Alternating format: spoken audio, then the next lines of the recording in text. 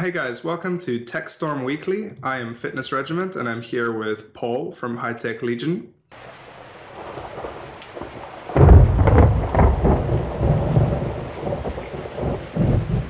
We're just going to be going over some of the news this week. There's been a rumored GTX 980 Ti.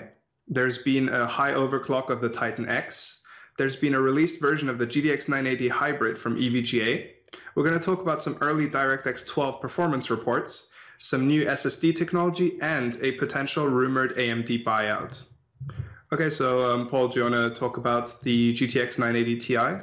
Sure, let's go ahead and talk about the GTX 980 Ti. I'm going to bring that up on my screen here, and it looks like we got this off of videocards.com, Alex, and basically what they're saying is, and now this is the rumor, that it's going to have more memory than the 980 Ti, and it's going to have a little bit less RAM than the actual TitanX. I'm not sure where videocards.com got their source from, but I hear that a lot of the rumors that they do post are true. Now, myself personally, I don't like rumors, but these specs look pretty interesting, and what do you think? I mean, what I think the most interesting part is the price range, because essentially what this is a stripped down version of the TitanX, which is basically what they did with the 780 Ti. So we're guessing that's what they're going to do with the 980 Ti, and basically all the specs are identical except for the memory. So having a price tag that is $400 below the TitanX just doesn't seem right. Some other sites have reported $700, but VideoCard says it's $600.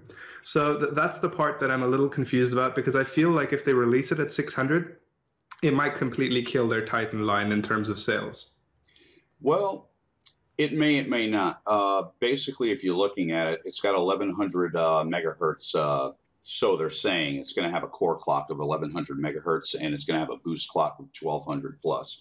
Now, normally when they up the clock speeds, that means that it's not going to catch up to their higher cards. So there's got to be something going on with it that is going to, in a sense, make the performance be a little less. Of course, if it has everything but the memory, now we're still talking about we're talking half the memory of the card, but we're still looking at what type of memory. They don't have the memory specifications on here. Is it is it going to be 7,000 megahertz memory? Is it going to be 6? Is it going to be 5? What is it going to be? And at the price of $599, if you really look at their price stack, when the 980 came out itself, it was what, $499? That's $549. $549, and it immediately dropped down to $499, though. So at $599, I could probably say that's pretty darn close, because NVIDIA has been able to lower their prices on the Maxwell processor cards because of the new fab that they're using with Maxwell. So we might see something in that range. Yeah, I was thinking that basically those are the two different reasons I was thinking for the price to be this low and for a 980 Ti to exist in the first place. I think actually there are three reasons. First, they could be afraid of what AMD has up their sleeve with the 390X, or to their new GPU line for 2015 or even early 2016 is just not ready, or just not reaching what they were expecting from it. Or three, they've somehow really managed to optimize the production process for the Maxwell chip, and somehow they've managed to bring the price of production down, meaning that they can just lower the price of their GPUs. Well, you're also looking at half the memory too, and that's a big difference. Memory is fair, when you're looking at memory, you're adding cost when you add memory. So now you're getting rid of half the memory. So based on their cost per unit, maybe that's the reason why it will be this low, because you have that, you have half the memory of the Titan itself. Yeah, that is true. It's also based on the GM200. Correct. So it looks like basically a little brother of the TitanX. Exactly. Now talking about the TitanX, we can move on to the really insane clock rates that have been achieved by at the NVIDIA Corps, they say, or something. Actually, this was by Kingpin from from EVGA. He's their overclocker, and he achieved 2 gigahertz on the core, and it looks like 8.2 gigahertz with the memory, and that's some impressive numbers. Yeah, that is incredible. I think that is a world record for a single GPU setup, according to 3D Mark Firestrike. Correct. And I mean, it's incredible because the Titans have never, from what I know, they've not really been that overclockable. Generally, because the Titans have a lot of power and their TDP is at 250 watts. So overclocking it would really be pushing the card's efficiency. So it's incredible that the newest TitanX, which is basically pushing Maxwell to the limit with 3072 CUDA cores, was able to clock to 2 gigahertz. Well, I mean, these guys, they do this stuff for a living. And I'll tell you the truth, I've actually gone to a few of these overclocking things where they're doing CPUs or they're doing GPUs. And it's just amazing to see what they do. I mean, this probably took him 9 hours of work. He might have blown 5 or 6 video cards trying to get to where he was. So, I mean, it's a science. It's actually a business. These guys do it professionally for a living. Yeah, he had to, according to this, of course, he used liquid nitrogen. It says that it's unknown if he had to increase the voltages. I'm guessing yes. Yeah, well, so he had a standard. He had a very... Go ahead, I'm sorry. No, sorry. I was just going to talk about the test bench because he has his 5960X is also overclocked to 5.7, which is pretty fast. Yes, that is true. I'm trying to get this close here. Okay, well, let's move on to the new 980 hybrid that was announced by EVGA. Now, this was kind of expected, but it wasn't expected in this fashion. I mean, we didn't think that they'd add a backplate and a closed loop. It's a 120 millimeter radiator, and according to them, this drops temperatures by an incredible amount. Now, this is a very simple chart, so I'm guessing this is just marketing because according to them, it drops temperatures by, what was it, 25 degrees? That's correct. So, and it only costs $100. Now, I mean, for only $100, that's pretty much the price of a 120 millimeter radiator, but it does include a backplate according to the pictures that they have, which I think a lot of people really want from the 980. Can't find it right now. Well, I mean, I actually saw this up close and personal at CES this past year in January.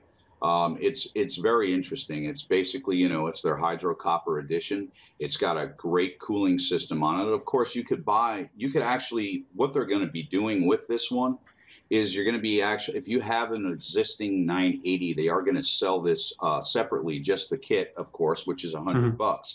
So if you want the whole system, you're probably looking at about, what was it, $649? I think $650. Yep. Yeah. $649 for the whole system if you don't have the card. But if you do have the card, to go ahead and water cool it with the back plate and everything, and let's see if we can get a picture of that back plate on here. No, that's not it. I do remember seeing a there. There you go. So now, if you want, basically what's going to happen is you're going to get the back plate, you're going to get the cooler with this, and so you could cool your existing 980, which is a good thing.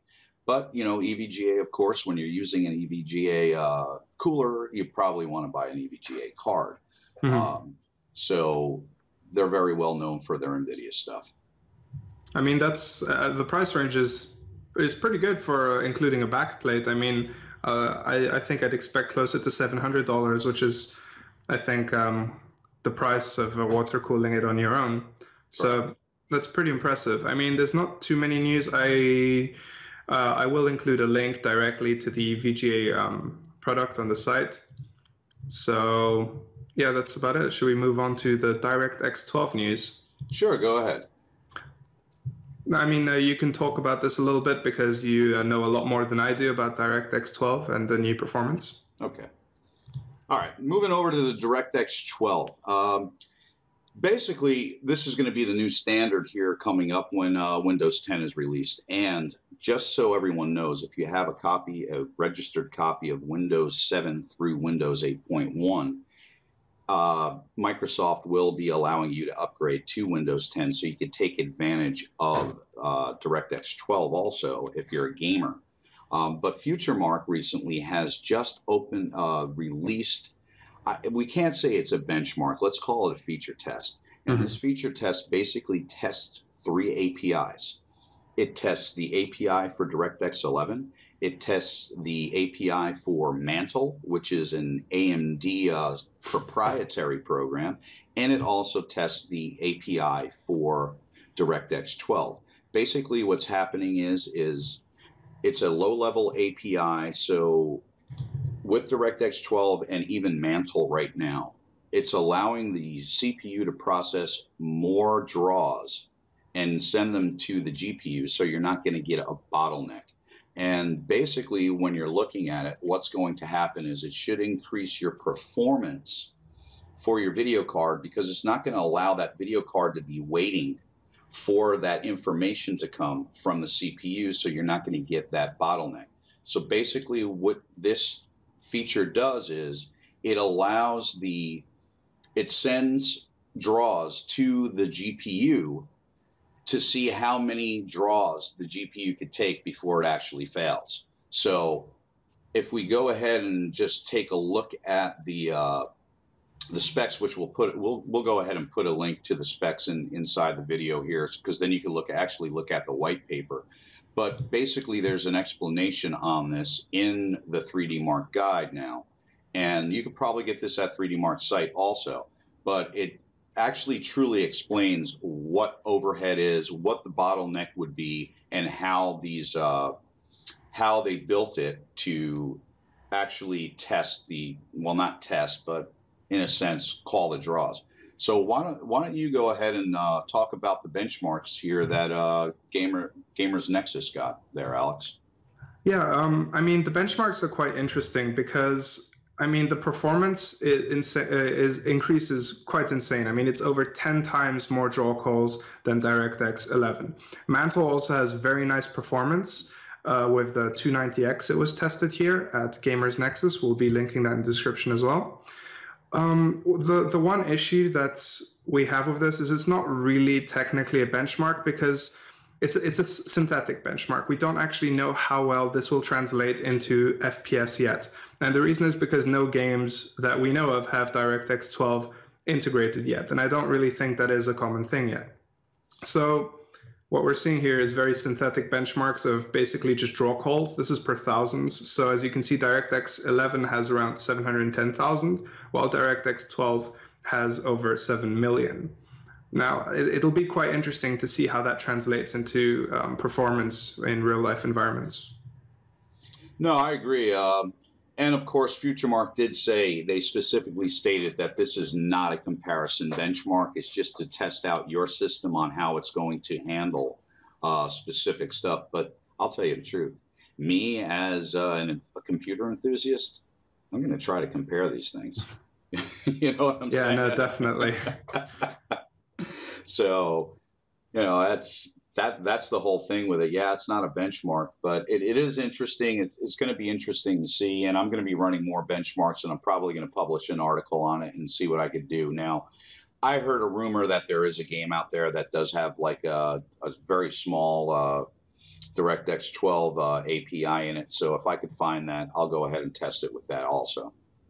Yeah, I saw some of the benchmarks. It didn't seem very reliable because they said that it's twice the FPS and that type of thing. And I just cannot see that. I cannot imagine that draw calls are such a huge bottleneck on the GPU that we just haven't been attempting to fix. Because as people say, more powerful CPUs don't really convert into a much improvement in terms of gaming, especially.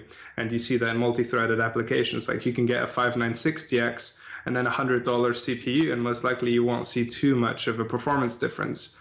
So it'll be interesting to see like what this actually all means in terms of the future.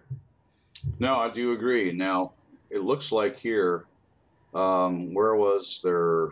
They used the G3258, and a 290X, and they got what 7441, which is basically if you multiply that by 1,000, that's 7 million on a draw. Mm-hmm.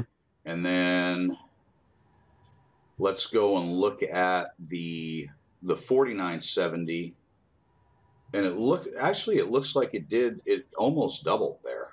Wow, wow. I didn't even read those properly. That is some performance. Yeah, it's a great performance increase with the CPU, because you got to remember, now you're talking about a CPU that has 6 cores in it plus 6 it's hyper threaded, so you got another 6 virtual cores. You've got 12 cores technically pumping that information out to the GPU. The 4790K has 4 cores, I think. Oh no, that's a 47. Why was I thinking of 50? Never mind. I think you're talking about the 4930K. But I think what shows that these benchmarks, if you want to call them benchmarks, are not reliable, is the fact that Mantle did much better than DirectX 12 with the 4790K, while with the AMD, it did worse. Now, this doesn't really make much sense to me. I mean, it is only like a 10% difference, much less than a 10% difference for the G3258, but it's still a little bit strange. So I wouldn't take these benchmarks too seriously, and we don't really know what this means yet. But it's still interesting to read, and there is a little bit of an analysis at the bottom, but there really hasn't been too much about that. So I think we can move on to the new SSD technology. Now, go ahead. I mean, you, as well, you know a lot more about the 3D NAND technology than I do. I was a little bit confused about this because I thought that Samsung already used a very similar technology, but it seems that Intel and Micron have maybe a newer version of this technology. It's basically instead of stacking in 2 dimensions, they're now stacking 3-dimensionally. So that's why it's called stacking, and this leads to much higher capacity. And they're reporting that an M.2 could fit 3.5 terabytes of storage, and while a standard SSD could fit up to 10 terabytes of storage. Now, those obviously, this might be 10 years ahead. We don't really know, and we don't know how expensive it'll be. But it surely is interesting to see that Micron and Intel have been able to push SSDs to the next level. What do you think? Actually, I'm pretty enthused about this one. I definitely want to see what the price of this is going to be. You know, definitely. Because you can't. I mean, we're talking about 3D technology, so you're stacking the stuff here, and you can't say, oh well, here's my 128 gigabyte SSD, and it's using this technology. I mean, you're talking probably they're going to start out of the gate at somewhere around 1 terabyte. You know, that's probably going to be the standard for these, and then you go up from there. And then when you get into the 2.5-inch SSDs, I mean, what's going to be the standard for that? Is it going to be the 3.5? Start at 3.5 and work your way up to 10? It's going to be interesting. It's going to be interesting to see what the prices are going to be, and that is where, you know, it's going to depend. That's what's going to make it either a consumer level product or it's going to make it an enterprise level product, and that's what we'll have to watch for. I mean, if this makes it to consumer markets, I mean, they say expect these products to be available next year, but we don't really know what version this might be. I mean, these might just be tiny implementations of the 3D NAND technology. But if they really do have like an ace up their sleeve where they can increase SSD performance and SSD size to these reported 10 terabyte limits, that would really change the market. I mean, hard drives would become useless, and pretty much every company that is currently making SSDs would probably die out unless they switch to this immediately. I mean, this is game changing if they manage to release this to the consumer market with reasonable prices. No, I agree with you. I mean, it is a game changer. It's something to look for. I mean, I really can't speculate in a sense on what they're going to do. I actually want to get a hold of, I'm going to try to get a hold of somebody from Intel and possibly Micron and talk to them about it and get a little bit deeper into what's going to be going on. Because it is, as you said, it is something that seemed to have been used before with Samsung. But this is breaking news because now you have 3 layers, you got 3 dimensions on it, and I want to see how they're actually going to do it. Yeah, I mean, they are I mean, in this quick article, it does mention that reduced cost per gigabyte. I don't know what they're comparing to or where they're getting these this information. I'm guessing it's just a guess, and because I don't see this being made yet. And they say that it is expected to increase performance and endurance for data center storage. So I'm not quite sure what markets they're trying to get this to, but at the bottom it says the product will be available next year. Mm-hmm. And I can't really believe that such information hasn't been leaked at all, and that in 2016 we'll be able to see 10 terabytes SSDs. So I mean, there's a lot of testing that goes into SSDs in terms of reliability and that type of stuff, and I just can't see Intel hiding this type of technology, especially when they're investing so much into their current SSDs. So I think having these released in 2016 is really an over-exaggeration, and I think it might take quite a bit longer than that to get these types of 10 terabyte SSDs to the market. I agree. It's going to take a while, but you never know. I mean, you got to remember one thing that Intel will do if they're pushed by somebody is they will bring something to market quicker. And I'll be talking about that in a second when we talk about Samsung purchasing AMD. But Intel has been known to push something out when they do have the competition for it, because I mean they've probably been working on this maybe for 5 to 10 years already.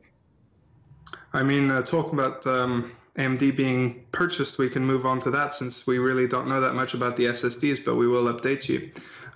In terms of AMD purchasing, in terms of Samsung purchasing AMD, that's, I mean, we've heard this before. I think it was, yeah, here it says back in 2007, there was a similar rumor, but it was just a rumor. And right now it seems like more of a leak than a rumor. So there's a big difference because rumors can be started by anyone. It could just be people thinking, oh, this might be a good choice. While a leak is information that actually comes from the company itself or from within the company. So it's, I mean, here the article says it's quite logical for Samsung to buy AMD, but there are a bunch of hurdles with purchasing AMD, otherwise it would have happened already. So I'm not quite sure how they'll overcome licensing issues and things like that, because from what I've read, Intel could pull their licensing if they were to be purchased. So I'm not quite sure how that would happen. Well, I mean, look at it this way. I think Intel likes the competitiveness. I'm not sure if they'll do that, because then you're talking about a definite monarchy on x86 type sales. As per Samsung purchasing AMD, would it be a good thing for AMD? Yeah, R&D. AMD has gone stagnant over the last few years on their CPU end. I mean, yeah, I know that they have APUs, which are very good entry level systems for the entry level. You know, you get some nice processing power with the Radeon graphics, which of course, you know, AMD years ago purchased ATI, so now they're under their realm. And that would probably bring me up to the next thing. What are they going to do with the video card division? Are they going to, if Samsung purchase it, are they going to sell off the AMD video card end? I don't think that can be done, because AMD has been in a deficit for forever, basically. And the thing about it is that you cannot have a monopoly. It is not allowed. And therefore, for example, when AMD's video card division was dying, from what I remember, is that NVIDIA invested quite a lot of money into AMD in order to keep it alive, because of the amount of trouble that NVIDIA would get for being the only video card producer.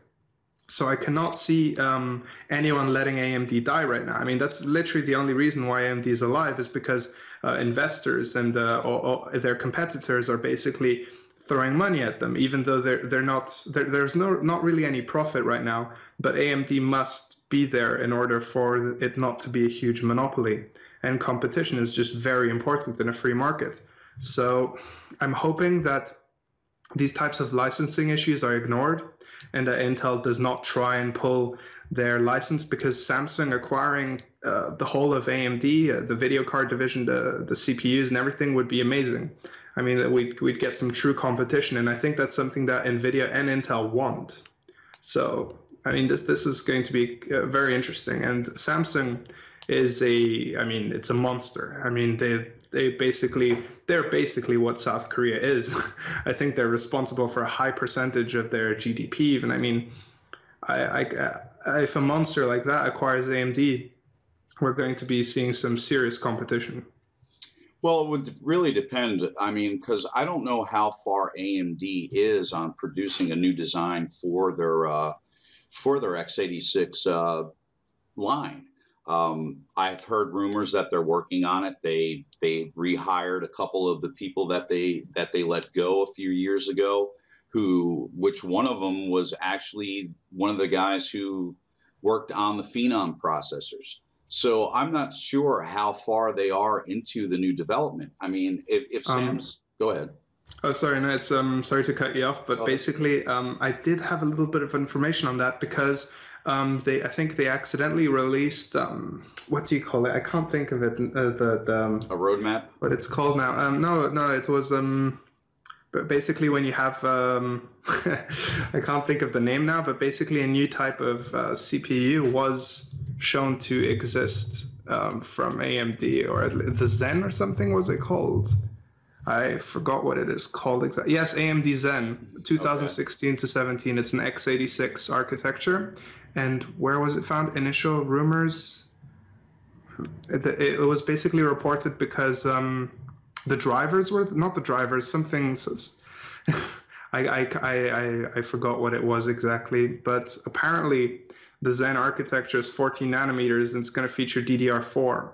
So they might have something up their sleeve, but looking at their R&D budget, I really don't expect them to be able to beat Intel, honestly. Like, a lot of people like AMD, but I mean, money is what research really comes to. I mean, you don't really get lucky. It's more trial and error, and you have to throw a lot of money at research, and the more money you throw, the more you get. And AMD doesn't have any money right now. So I just cannot see them being able to compete with Intel and NVIDIA in terms of getting top-of-the-line GPUs and CPUs. Well, you got to look at it this way. If I were to say, bum, bum, bum, bum, everybody knows that's Intel. AMD doesn't even market their product. There's part of the problem, and I think that's where that lies. I mean, whether it's an R&D budget or not, you know, years ago when they were on top with their Athlon X2s and their Athlon XPs, and Intel was the one who was scuffling at the bottom of the barrel. Intel sunk a lot of money into advertising to get themselves back up. You never saw AMD do anything. I mean, I could go to a store, any Best Buy store in the United States here, and ask people, okay, what's in this computer? They'll have to look at it and they'll tell me, well, this is an Intel processor, and you're looking, no, it's not. This is AMD, you know. So they don't even send out reps to the stores that they're you know, who sell their product to really give them product knowledge, and that's their downfall. Thanks for watching, guys. This video will be available on my channel, Fitness Regiment, and HiTechLegion. The links will be in the description below, and you can also check out HiTechLegion. They have a website with all these articles. I'll be linking every single article in the description. We're going to try to do it next week. We're not quite sure what kind of schedule we'll be keeping yet, but we're going to update you guys. It's all going to be in the description. So anything you want to add, Paul? Yeah, I just want to say, remember, everyone, if you could weather the storm, watch us weekly. Paul and Alex, have a great day.